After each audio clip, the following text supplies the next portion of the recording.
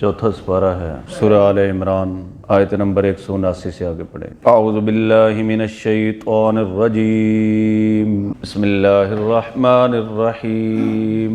ولا يحسبن الذين يبخلون بما آتاهم الله من فضله هو خيرا لهم بل هو شر لهم سيطوقون ما بخلوا به يوم القيامة ولله ميراث السماوات والأرض والله بما تعملون خبير۔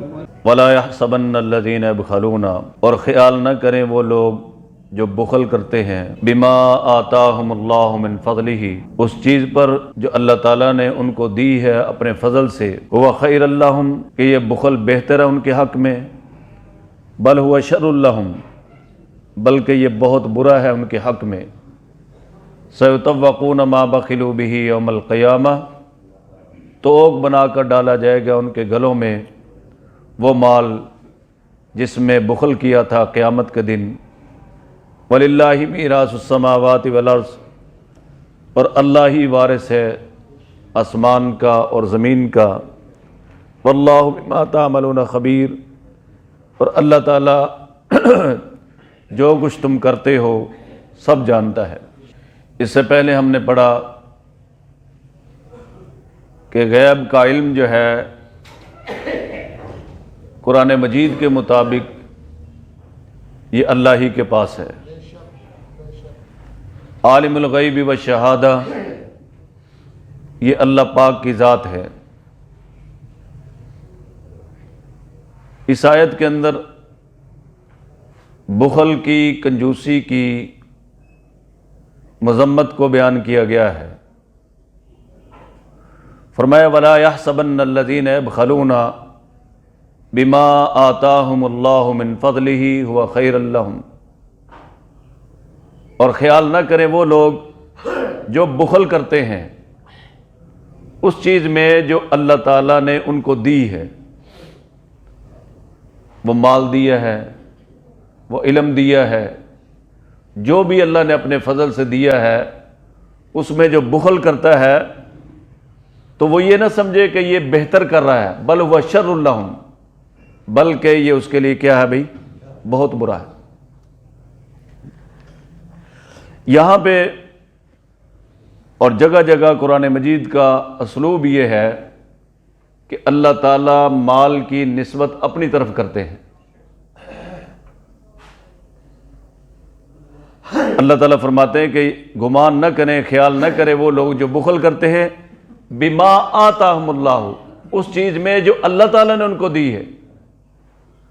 تو مال دینے والا کون ہے؟ علم دینے والا کون ہے؟ ساری نعمتیں کس نے دی ہیں؟ اللہ پاک۔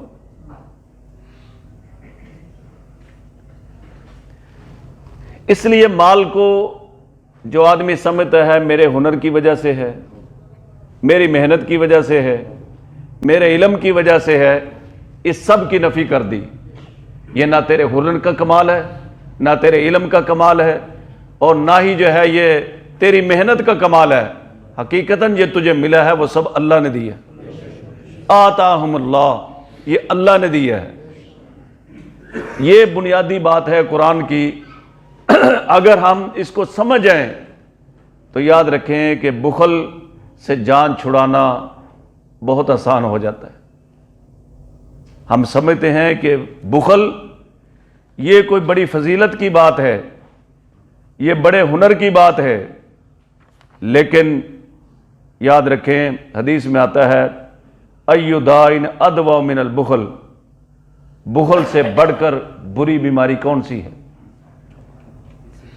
ایُّ داءٍ ادویٰ من البخل، کون سی بیماری ہے جو بخل سے بڑھ کر ہے، کنجوسی سے بڑھ کر ہے؟ یعنی اس سے بڑی اور کوئی بیماری نہیں ہے۔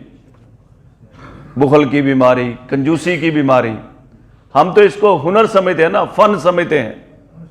زکوٰۃ نہیں دیتے، حاجت مندوں کی خدمت نہیں کرتے، مال کو روک روک کے رکھتے ہیں اور سمجھتے ہیں جناب ہم کوئی بڑا جو ہے وہ اپنے لیے بہتر کر رہے ہیں. اللہ بہتر نہیں کر رہے، بلکہ تم اپنے لیے شر اکٹھا کر رہے ہو، دنیا کے اعتبار سے بھی اور آخرت کے اعتبار سے. نبی کریم صلی اللہ علیہ وسلم سے لے کر آج تک ایسا نہیں ہوا کہ کوئی اللہ کا ولی ہو اور کنجوس ہو. یعنی ولایت کے لیے جس طرح عبادت ضروری ہے، ولایت کے لیے سخاوت بھی ضروری ہے. ولی بننے کے لیے جس طرح عبادت ضروری ہے، اللہ کا ولی بننے کے لیے اسی طرح سخاوت بھی ضروری ہے. اس لیے کہ سخی کس کا طریقہ ہے؟ اللہ کے نبی کا. ان کے پیچھے چلو گے تو ولایت ملے گی نا.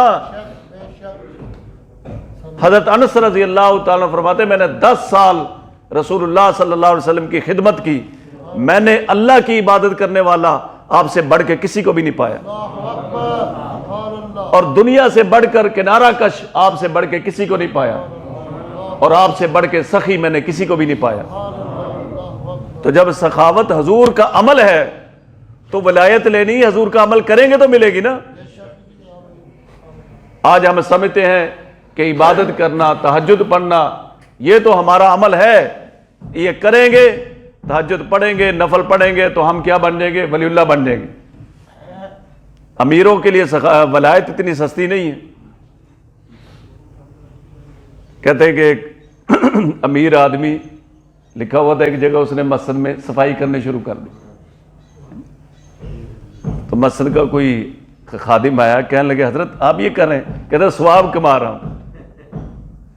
کہتا بھائی تمہارے لیے ثواب کے راستے مال کے اندر موجود ہے، وہ خرچ کر کے کماؤ، یہ اب غریبوں کے لیے چھوڑ دو. آج کل دین کے لیے مال خرچ کرنا لوگوں کے لیے قیامت ہے. یہ مر جائیں گے لیکن دمڑی خرچ نہیں کریں گے.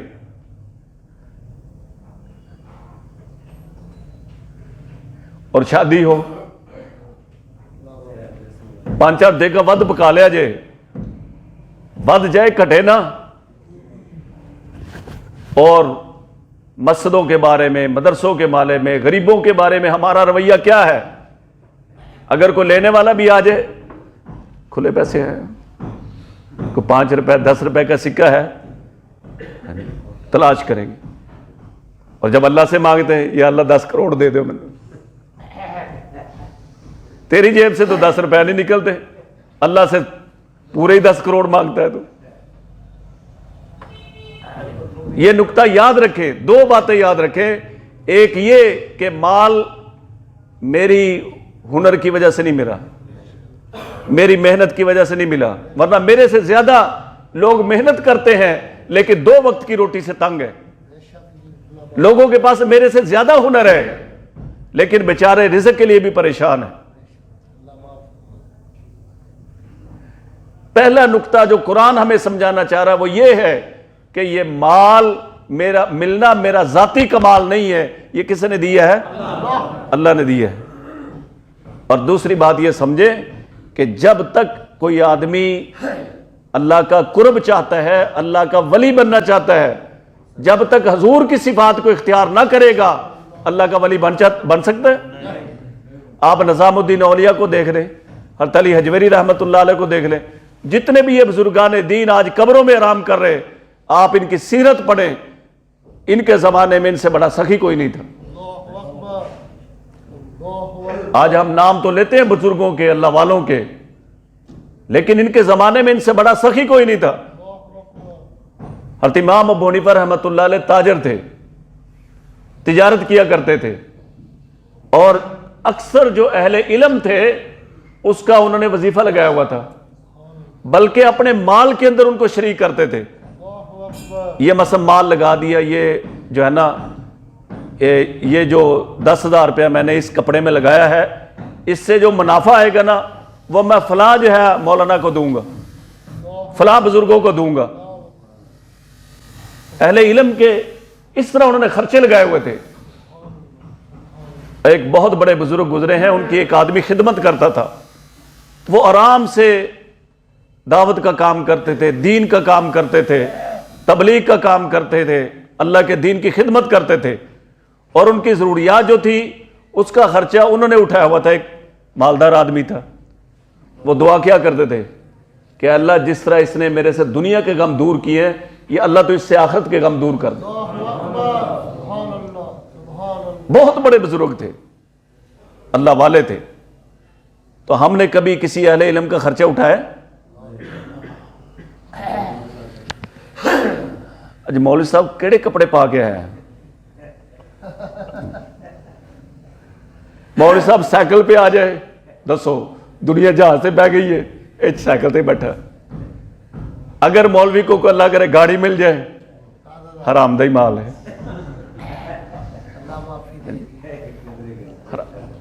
جتنی بدگمانیاں ہے ساری علماء کے بارے میں، ہماری نظر میں کوئی عالم ولی اللہ نہیں ہوتا۔ ولی اللہ کون ہوتا ہے؟ جو کپڑے اتار دے، ننگا ہو کے دربار کے سامنے لیٹ جائے، اے پہنچ گئے۔ جو 5 وقت ان کو نماز پڑھائے وہ اللہ کا ولی نہیں ہے، جو قرآن پڑھائے وہ اللہ کا ولی نہیں ہے۔ کنجر خانوں پہ یہ قوم جو ہے وہ ایک دن میں دل کرے جو ہے نا لاکھ روپے لٹا دے، لیکن علماء کو دینے کے لیے ان کے پلے ہی ککھ نہیں ہے۔ علماء کی تنخواہیں کتنی ہیں؟ میں برانت روڈ پہ بیٹھا ہوں، 20 سال میں 27,000 پہ پہنچا ہوں۔ اللہ اکبر۔ تو جو دیہاتوں میں ہے لوگ سمجھتے ہیں یہ پتہ نہیں حبیب بینک کا ہی مالک یہ ہے۔ میرے پاس لوگ آتے ہیں جناب مسجد لینٹر پانا ہے، مسیطے وہ جناب مدرسہ بنانا، زمین خریدنی ہے، وہ مجھے سمجھتے ہیں کہ پتہ نہیں یہ برانت روڈ والوں کو اشارہ کریں گے تو پتہ نہیں کیا ہو جائے گا۔ اللہ کی پناہ، اللہ معاف۔ اتنا بخل، اتنی کنجوسی،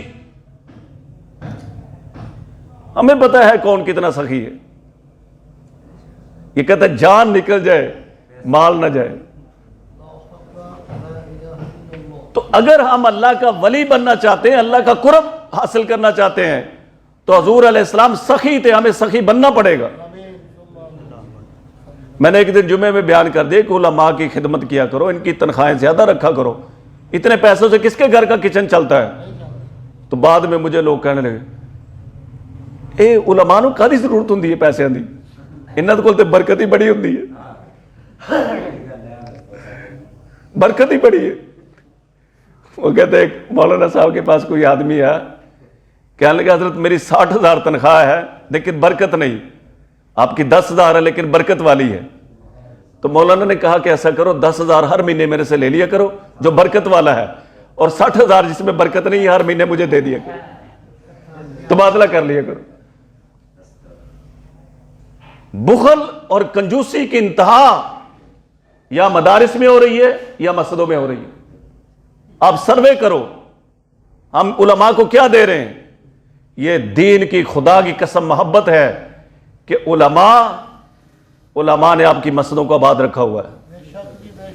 5 وقت کی نماز ٹائم پہ جتنے بھی شعبے علماء کے سپرد کیے ہیں، یقین کرو لوگوں کو کبھی یہ خیال بھی نہیں آیا کہ اس کام میں کبھی کو بندہ لیٹ ہو سکتا ہے۔ نماز ٹائم پہ ہوتی ہے کہ نہیں ہوتی؟ نکاح کے کاغذات، نکاح خان ٹائم پہ ملتا ہے کہ نہیں ملتا؟ جمعہ ٹائم پہ ہوتا ہے کہ نہیں ہوتا؟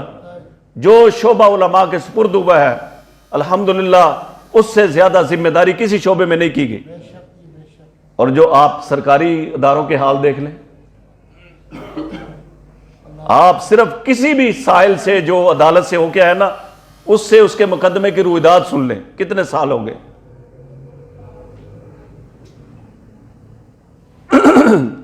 اہل علم ان کے کوئی کارخانے نہیں چلتے، ان کی کوئی ملیں نہیں لگی ہوئی۔ جب کسی مسجد میں جاؤ، کسی مؤذن کو ملو، خادم کو ملو، مولانا کو ملو، تو ہاتھ ملاتے ہوئے کچھ اس کے ہاتھ میں بھی دیا کرو۔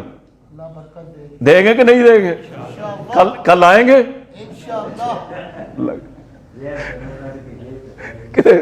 بندے ہی نہ غائب ہو جائے۔ اور میں یہاں کا نہیں کہہ رہا بھائی، جہاں بھی جاؤ۔